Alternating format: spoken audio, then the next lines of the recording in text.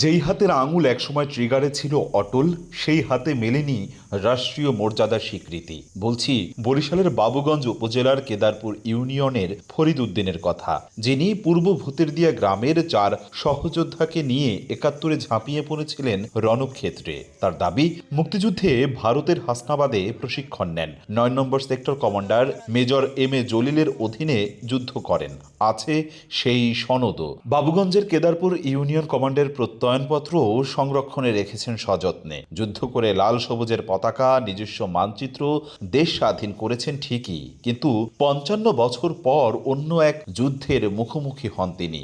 আজও তার নাম ওঠেনি রাষ্ট্রীয় তালিকায়। তার সহযোদ্ধারা রাষ্ট্রীয় মর্যাদা পেলেও জোটেনি ফরিদ উদ্দিনের কপালে।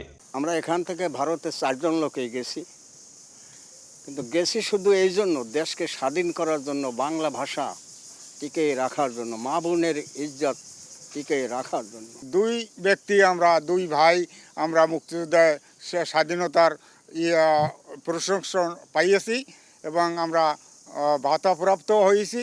এবং আর এক ব্যক্তি ফরিদ আলম, সে আন পর্যন্ত হইতে পারে নাই। বাংলাদেশ স্বাধীন হয়েছে ঠিকই, কিন্তু কোনো মর্যাদা, স্বাধীনতার মর্যাদা আমরা পাইনি।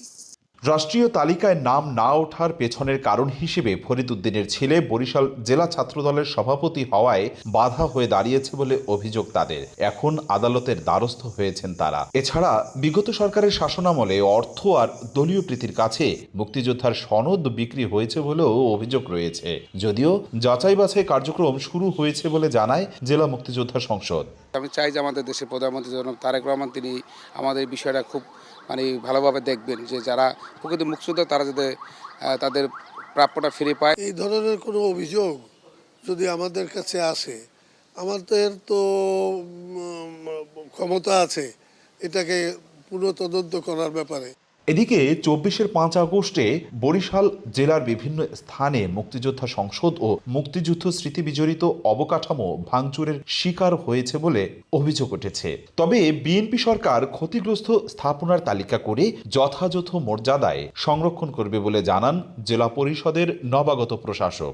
যদি মুক্তিযুদ্ধের স্মৃতিতে আঘাত হয়েছে বা সেখানে তাদের যে সমস্ত আমাদের অবকাঠামো রয়েছে সেগুলি ভাঙচুর করা হয়েছে, আমরা অবশ্যই সেগুলি সুন্দরভাবে রিপেয়ার করার জন্য আমরা উদ্যোগ গ্রহণ।